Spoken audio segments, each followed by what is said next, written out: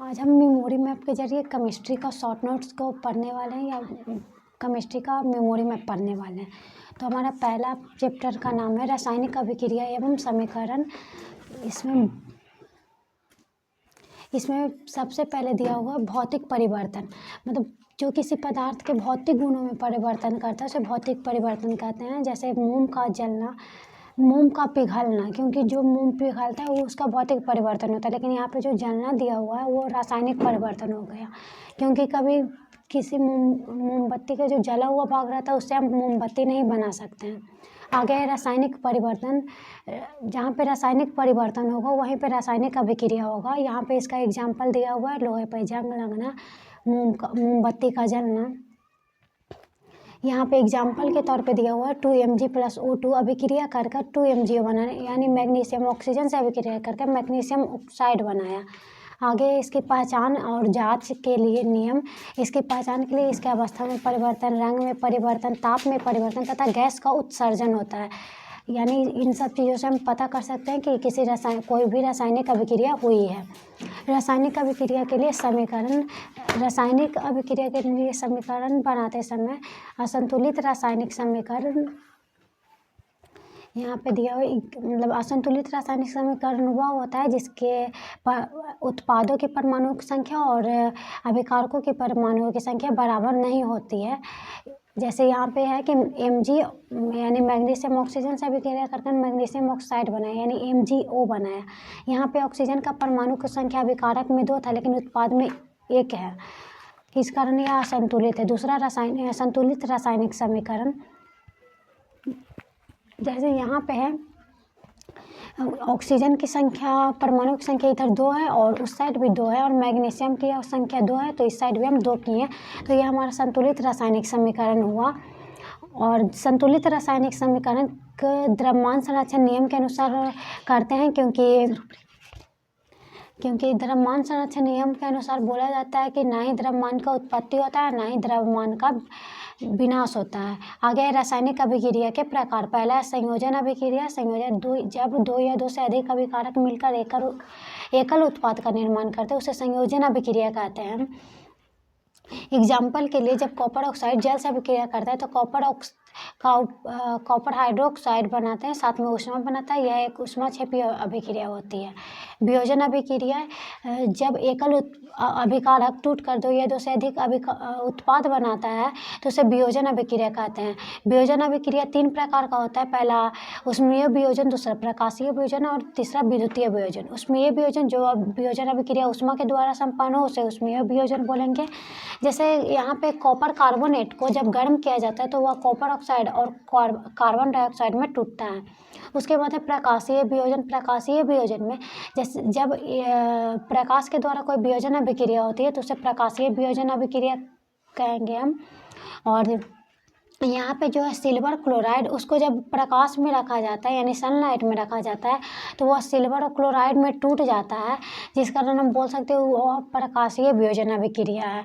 और जो प्रकाशीय वियोजन अभिक्रिया होती है वो श्याम श्वेत फोटोग्राफी अभिक्रिया भी होती है। आगे है विद्युतीय वियोजन अभिक्रिया। जो अभिक्रिया विद्युत के द्वारा संपन्न हो उसे विद्युतीय वियोजन अभिक्रिया कहते हैं। जैसे जब जल में विद्युत धारा प्रवाहित किया जाता है तो जल का जो एक अणु होता है वह हाइड्रोजन के अणु और ऑक्सीजन के अणु में टूट जाता है। आगे है हमारा ऊष्माशोषी अभिक्रिया, जिसमें कि ऊष्मा दिया जाता है वह ऊष्माशोषी अभिक्रिया होता है। जैसे यहाँ पे दिया हुआ BaOH यानी बेरियम हाइड्रोक्साइड जब अमोनिया क्लोराइड के साथ गर्म किया जाता है तो बेरियम क्लोराइड और अमोनिया हाइड्रोक्साइड बनाएगा। आगे है विस्थापन अभिक्रिया। जिस अभिक्रिया में ज़्यादा अभिक्रियाशील कोई पदार्थ जब कम अभिक्रियाशील पदार्थ के यौगिक में डाला जाता है तो जो ज़्यादा अभिक्रियाशील पदार्थ होता है वह कम अभिक्रियाशील को विस्थापित करके खुद उसके जगह पर स्थापित हो जाता है, इसे विस्थापन अभिक्रिया कहते हैं। जैसे कि फेरस, जब कॉपर सल्फेट के विलयन में डाला जाता है तो फेरस सल्फेट का विलयन बनता है और कॉपर अलग हो जाता है। आगे है द्विविस्थापन अभिक्रिया। जिस अभिक्रिया में आयनों का आदान प्रदान होता है उसे द्विविस्थापन अभिक्रिया कहते हैं। जैसे जब बेरियम क्लोराइड सोडियम सल्फेट के साथ अभिक्रिया कराया जाएगा, यानी लेकिन जब दोनों का विलयन होगा तब तो बेरियम सल्फेट बनेगा और सोडियम क्लोराइड बनेगा। यहाँ पे जो बेरियम सल्फेट होता है वो अपक्षेप बनता है। आगे है रेडॉक्स अभिक्रिया। रेडॉक्स अभिक्रिया दिया हुआ है यहाँ पे, लेकिन उससे पहले हम उपचयन अभिक्रिया और अपचयन अभिक्रिया दोनों जिसमें एक साथ होती है उसे रेडॉक्स अभिक्रिया कहते हैं। तो उपचयन अभिक्रिया क्या होता है, तो जिस अभिक्रिया में ऑक्सीजन बढ़ता है उसे उपचयन कहते हैं और जिस अभिक्रिया में ऑक्सीजन की कमी होती है उसे अपचयन अभिक्रिया कहते हैं। जैसे उपचयन अभिक्रिया का यहाँ पे एग्जाम्पल है सल्फर में जब ऑक्सीजन मिला तो सल्फर डाइऑक्साइड, और अपचयन अभिक्रिया का उदाहरण है जब हाइड्रोजन और ऑक्सीजन मिला तो जल बना। यहाँ पे जो O2 है उसमें से ऑक्सीजन मतलब ऑक्सीजन जाके हाइड्रोजन में जुड़ गया है।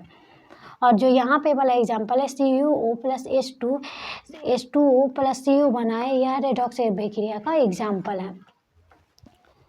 आगे हमारा है उदासीनीकरण अभिक्रिया। जिस अभिक्रिया में अम्ल और क्षारक अभिक्रिया करके लवण और जल बनाता है उसे उदासीनीकरण अभिक्रिया बोलेंगे। जैसे HCl NaOH के साथ अभिक्रिया करके NaCl और H2O बनाएगा।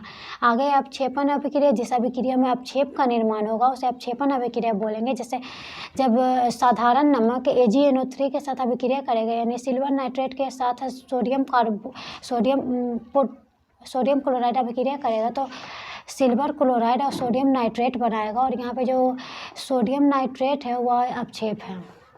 आगे संक्षारण अभिक्रिया। जिस अभिक्रिया में कोई जो धातु होता है वह आर्द्रता या वायु के संपर्क में आने पर अपनी जो ऊपरी परत है उसको वो नष्ट करने लगता है, उसे संक्षारण बोलेंगे। और उसे दूर करने के लिए हम वस्तुओं पर या सदलेपन, पेंट, ग्रीज, मिश्र या कि उस धातु का मिश्र धातु बनाकर हम उसका प्रयोग करते हैं। आगे हमारा विकृत गंधिता। जिस अभिक्रिया में जब वसायुक्त या तेलीय खाद्य पदार्थ को हम हवा में खुला छोड़ देंगे तो उसका किण्वन हो जाएगा और उसका स्वाद और गंध खराब हो जाएगा। उस अभिक्रिया को हम विकृत गंधिता कहते हैं। इसमें हम वायुरोधी बर्तनों में उसे रखेंगे और उसमें अगर किसी जैसे चिप्स की थैलियों में नाइट्रोजन भरते हैं और वो सब मतलब तेलीय खाद्य पदार्थ में प्रत्यक्ष ऑक्सीकारक जैसे BHA और BHT मिलाकर उसे रखते हैं। आगे है हमारा दूसरा चैप्टर अम्ल, क्षारक एवं लवण। अम्ल के बारे में बोला गया कि अम्ल स्वाद में खट्टा होता है, यह लिटमस को लाल करता है, इसका pH मान 7 से कम होता है, इसका जलीय विलयन हाइड्रोजन आयन उत्सर्जित करता है, तथा जो HCl है वह धातु के साथ अभिक्रिया कर लवण और हाइड्रोजन गैस बनाएगा। और हाइड्रोजन गैस जो उदासीनीकरण अभिक्रिया में उत्पन्न होता है उसके जांच के लिए हम पॉप टेस्ट करते हैं। जैसे जब मोमबत्ती को उसके पास ले जाएंगे तो वह पट पट की ध्वनि के साथ जलेगा। आगे यहाँ पे उदासीनीकरण अभिक्रिया का दिया हुआ है। जैसे अम्ल और क्षारक मिलकर लवण और जल बनाए, उसका एग्जाम्पल में हम यहाँ पे से लिख सकते हैं ZnHCl से अभिक्रिया करके ZnCl और H2 बनाएगा। आगे है हमारा क्षारक। क्षारक का स्वाद कड़वा होता है, वह लिटमस को नीला करता है, उसका pH मान 7 होता है, और यहाँ पे जो होता है उसका जलीय विलयन हाइड्रोक्साइड आयन उत्पन्न करता है। जो NaOH है वह क्षार है, मतलब सोडियम हाइड्रोक्साइड एक क्षार है। मतलब जो जिंक है, जिंक के साथ सोडियम हाइड्रोक्साइड अभिक्रिया करके जिंक सोडियम जिंकेट और हाइड्रोजन गैस बना रहे, यहाँ पे भी हम पॉप टेस्ट कर सकते हैं।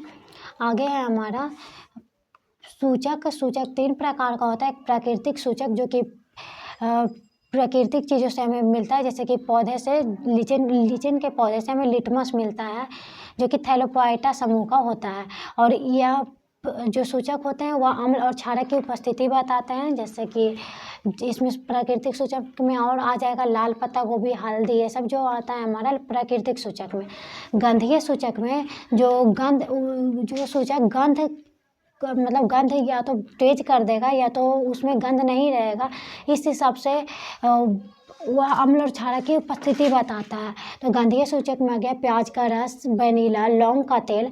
कृत्रिम सूचक जो कि मानव के द्वारा प्रयोगशाला में बनाया गया है उसे कृत्रिम सूचक बोलेंगे। जैसे फिनोल्फ्थालीन, मेथिल ऑरेंज, ये सब अपने रंग में परिवर्तन कर अम्ल और क्षारक की उपस्थिति को बताता है। यहाँ पे है चूना जल परीक्षण। यहाँ पे एक सोडियम कार्बोनेट और सोडियम बाइकार्बोनेट को जब HCl अम्ल के साथ अभिक्रिया कराया जाएगा तो NaCl H2O CO2 और CO2 बनाएगा। तो ये जो यहाँ पे कार्बन डाइऑक्साइड उत्पन्न हुआ उसी की जांच के लिए चूना जल परीक्षण करते हैं। जब कार्बन डाइऑक्साइड को चूने के पानी यानी CaOH यानी कैल्शियम हाइड्रोक्साइड में प्रवाहित किया जाता है तो उसका रंग दूधिया हो जाता है और इसी को चूना जल परीक्षण कहते हैं।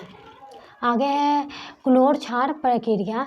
जिस अभिक्रिया में क्लोरीन क्षार की उत्पत्ति होती है उसे क्लोर क्षार अभिक्रिया कहते हैं। जैसे जब नमक को पानी में घोलकर उसमें विद्युत प्रवाहित किया जाता है तो सोडियम हाइड्रोक्साइड क्षार Cl2 क्लोरीन उत्पन्न होता है और तथा उसके साथ हाइड्रोजन भी उत्पन्न होता है तो उसे क्लोर क्षार प्रक्रिया कहते हैं। इसका जो यहाँ पे जो हाइड्रोजन उत्पन्न होता है उसका उपयोग ईंधन के रूप में करते हैं।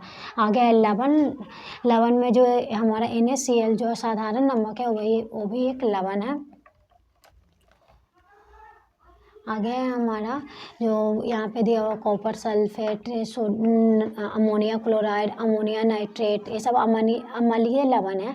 और जो कैल्शियम कार्बोनेट है और CH3COONA जो है सब क्षारीय लवण है। लवण अगर प्रबल अम्ल और दुर्बल क्षार मिलता है तो वो अम्लीय लवण बनाता है और दुर्बल अम्ल और प्रबल क्षार मिलता है तो क्षारीय लवण बनाएगा। आगे है हमारा विरंजक चूर्ण का सूत्र होता है CaOCl2 यानी कैल्शियम ऑक्सीक्लोराइड।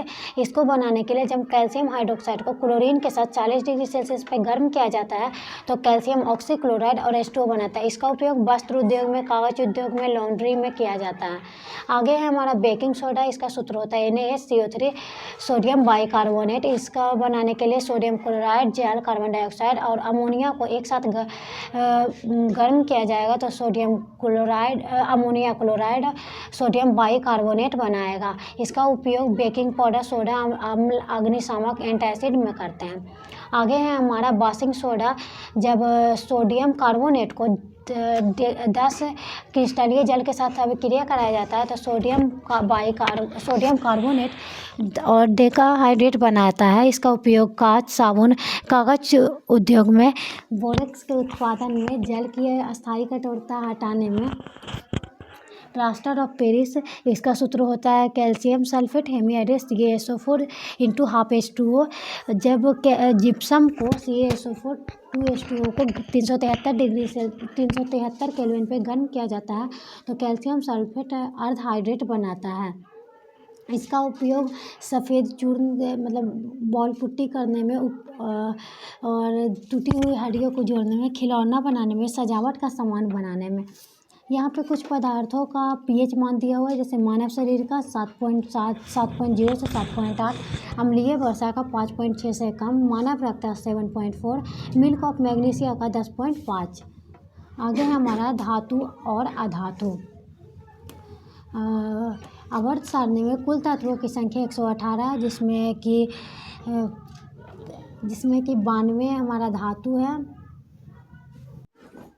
अगला चैप्टर है हमारा धातु और अधातु। कुल तत्वों की मतलब अभी तक कुल ज्ञात तत्वों की संख्या 118 है। प्रकृति में कुल 52 तत्व हैं। प्राकृतिक तत्व की संख्या। इलेक्ट्रॉन की खोज थॉमसन ने की, प्रोटॉन की खोज रदरफोर्ड और न्यूट्रॉन की खोज चैडविक ने की थी। सबसे पहले हमारा है यहाँ पे धातु का भौतिक गुण। धातु जो होता है वह कठोर होता है, वह इसका ठोस कठोर होता है, ठोस होता है और इसका अपवाद के स्वरूप में है हमारा Hg12 और तन्य होता है। धातु आघात वर्ध्य होता है, चमक उसमें होता है और सोनू रस यानी उसे पीटने पर ध्वनि उत्पन्न होती है और वह सुचालक होता है। उसका गलनांक उच्च होता है। बस सीजियम जो होता है और गैलियम जो होता है उसका गलनांक निम्न होता है। इसका घनत्व उच्च होता है। सिर्फ पोटेशियम और सोडियम का घनत्व निम्न होता है। यह धन आयन उत्पन्न करता है।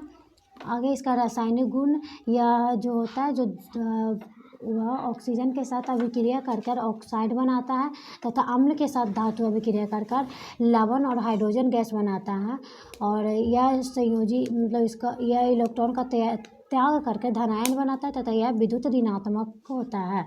आगे अधातु का भौतिक गुण या गैसीय रूप में होता है। बस ब्रोमीन जो होता है वह ब्रोमीन द्रव्य रूप में होता है या भंगुर होता है।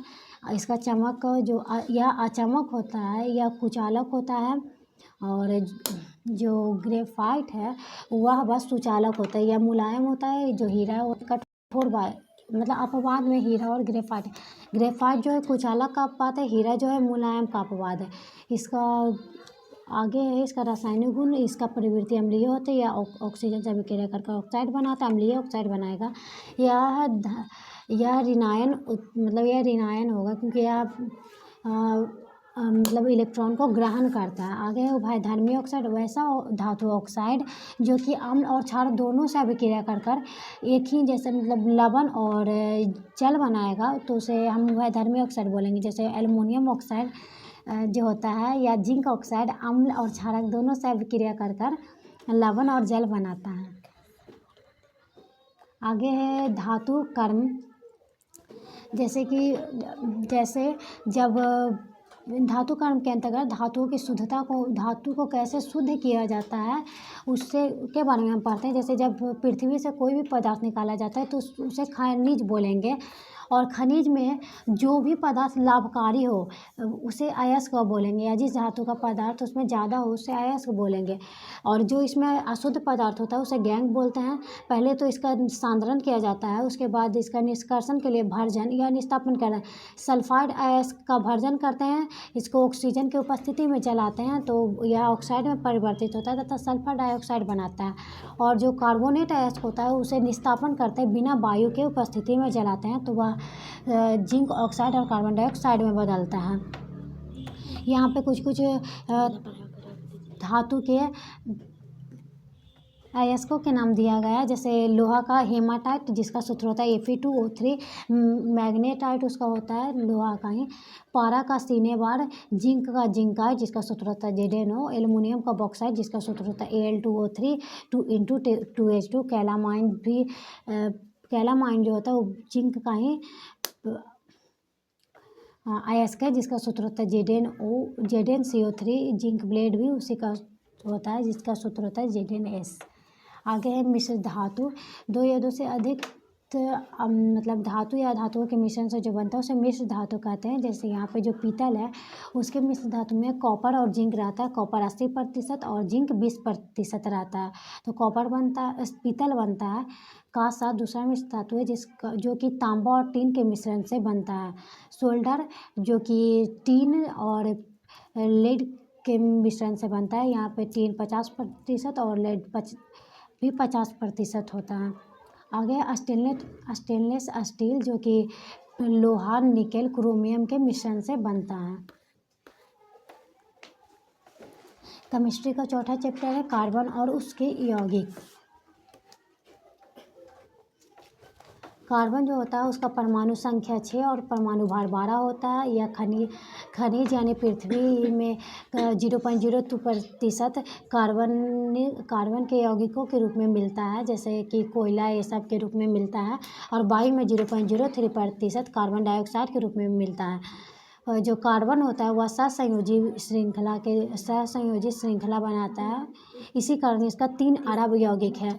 कार्बन का अपरूप हीरा और ग्रेफाइट होता है, मतलब हीरा और ग्रेफाइट कार्बन का ही अपरूप है। साथ में जो C60 या फ्लोरीन जो है वो भी कार्बन का अपरूप है।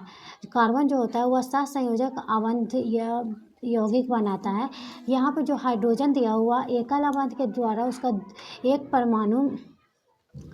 दो परमाणु जुड़ा हुआ रहता है तथा वह एकल बंध बनाता है। ऑक्सीजन में 2 बंध बनता है, नाइट्रोजन में 3 बंध बनता है। यहाँ पे मीथेन का संरचना सूत्र भी दिया हुआ है कि एक कार्बन से 4 हाइड्रोजन जुड़ा रहता है। यहाँ पे अमोनिया का आप बना सकते हैं। और जल का यहाँ पे अमोनिया देखिए, यहाँ पे जल का इलेक्ट्रॉन बिंदु संरचना दिया हुआ है, यहाँ ऑक्सीजन का, यहाँ नाइट्रोजन का।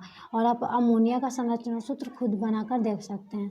आगे है मेथेन जो होता है, मेथेन का सूत्र होता है CH4, अमोनिया का NH3, साइक्लोपेंटेन का C5H10, प्रोपेनॉल का CH3CH3।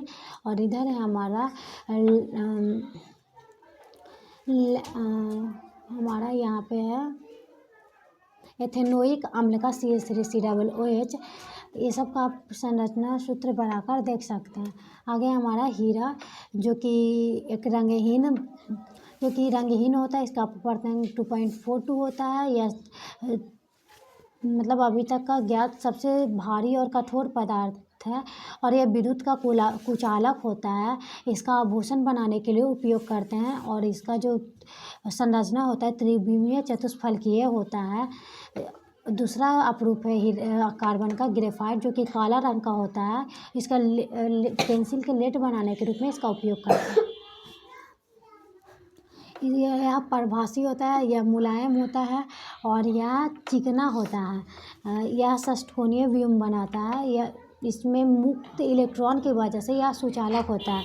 इसका इलेक्ट्रोड या स्नेहक या काला लेड बनाने में उपयोग किया जाता है। आगे है जैव शक्ति का सिद्धांत, जो कि बार्जिलियस ने दिया था। इन्होंने बोला था कि सजीव प्राणियों से ही कार्बन की उत्पत्ति हो सकती है, यानी कार्बनिक पदार्थ सिर्फ सजीव प्राणियों से ही बन सकता है और निर्जीव प्राणियों से नहीं। पर उन्हीं के शिष्य जो बोहलर थे,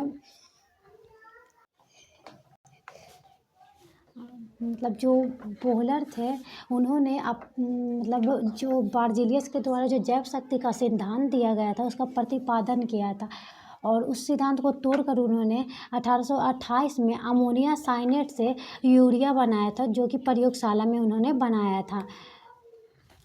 और यहाँ पे आगे है हमारा हाइड्रोकार्बन। हाइड्रोजन और कार्बन से मिलने वाले यौगिक को, मतलब दोनों से बनने वाले यौगिक को हाइड्रोकार्बन कहते हैं। और मतलब हाइड्रोकार्बन को एलिफैटिक कहा जाता है और यह दो प्रकार का होता है, संतृप्त हाइड्रोकार्बन और असंतृप्त हाइड्रोकार्बन।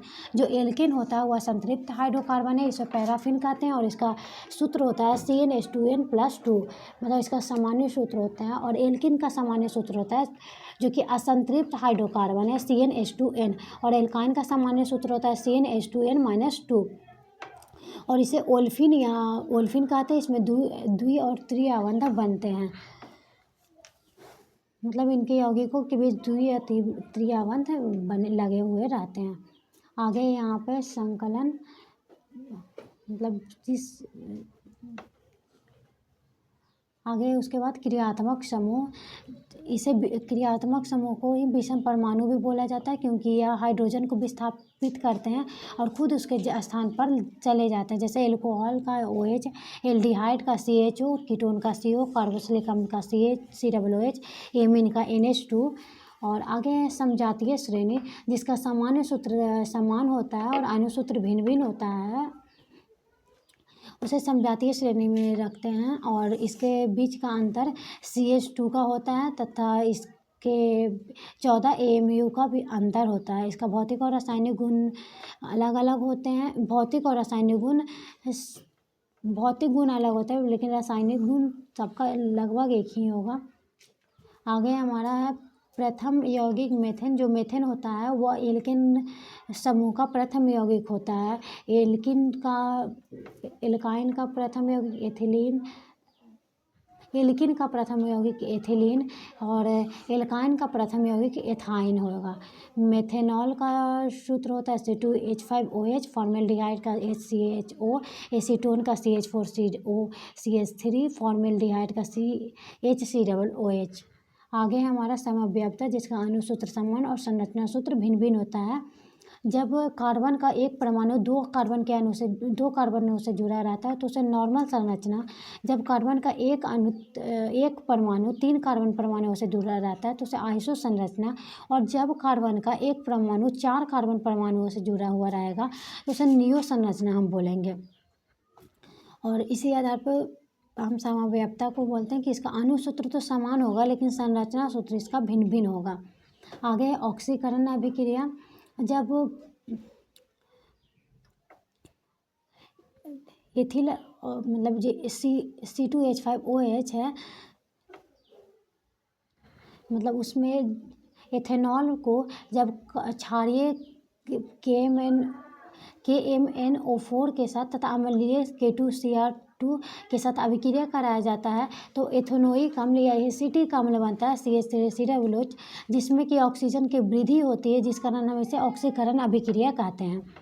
आगे है हमारा एथेनोइक अम्ल, जिसका सूत्र होगा CH3COOH। इसको सिरके का अम्ल भी कहा जाता है। इसका क्वथनांक 18 डिग्री सेल्सियस और इसका हिमांक 16.5 डिग्री सेल्सियस होता है। एस्टरीकरण अभिक्रिया, जिस अभिक्रिया में एस्टर का निर्माण होगा, एस्टर और जल का निर्माण होता है, उसे एस्टरीकरण अभिक्रिया कहते हैं। जैसे जब एथेनोइक अम्ल CH3COOH को एल्कोहल मतलब C2H5OH के साथ अभिक्रिया कराया जाता है तो वह इथाइल एसिटेट CH3COOH C2H5 बनाएगा तथा जल बनाता है। आगे है साबुन और अपमार्जक। जो साबुन होता है वो लंबी कार्बोनिक श्रृंखला वाले सोडियम और पोटेशियम लवण होता है। यह कठोर जल के साथ झाग नहीं बनाता है। यह उच्च बसीय अम्ल का सोडियम पोटेशियम लवण होता है। अपमार्जक कठोर जल के साथ झाग बनाता है। यह उच्च एल्कोहल के अमोनिया और सल्फोनिक लवण होते हैं। आगे है हमारा प्रतिस्थापन अभिक्रिया। जिस अभिक्रिया में क्लोरीन के द्वारा हाइड्रोजन को प्रतिस्थापित करवाया जाता है सूर्य के प्रकाश में, तो उसे प्रतिस्थापन अभिक्रिया कहते हैं। इसमें हर बार जब हाइड्रोजन को प्रतिस्थापित कराया जाएगा तो वहाँ पे HCl अम्ल की व्युत्पत्ति होगी। आगे है एथाइल एल्कोहल, जिसका सूत्र होता है C2H5OH और इसका जो मतलब इसका उपयोग स्पिरिट ऑफ वाइन बनाने में किया जाता है। यह रंगहीन होता है, यह ज्वलनशील पदार्थ होता है। इसका क्वथनांक 78 डिग्री सेल्सियस होता है और इसका उपयोग टिंचर आयोडीन बनाने में, कफ सिरप बनाने में, सिरका में, टॉनिक बनाने में होता है। आगे एथाइल एल्कोहल जो होता है उसके साथ जब सोडियम हाइड्रोजन सल्फेट को जब अभिक्रिया कराया जाता है तो C2H5ONa बनाएगा तथा C2H5HSO4 तथा हाइड्रोजन बनाएगा और उसके साथ जल का भी निर्माण करेगा। आगे साबुनीकरण अभिक्रिया, जिसमें एथाइल एसीटेट जो होता है वो अभिक्रिया कर एथेनोइक अम्ल और एल्कोहल बनाता है। अब हमारा अगला चैप्टर है तत्वों का आवर्ती वर्गीकरण। सबसे पहले इसमें तत्वों के आवर्ती वर्गीकरण में पहला तत्वों का आवर्त वर्गीकरण करने वाले वैज्ञानिक है डोबेराइनर, जिन्होंने त्रिक नियम दिया था, जिसके अनुसार जब तीन तत्वों को एक साथ रखा जाए तो मतलब अंतिम के 2 तत्वों का औसत होता है बीच वाला तत्व। उसमें पहला इनका उस समय तक 3 त्रिक था। उस टाइम 20 तत्वों की खोज हो चुकी थी, जिसमें कि पहला त्रिक है lithium, sodium, potassium, calcium Sr और Ba, क्लोरीन, ब्रोमीन और आयोडीन।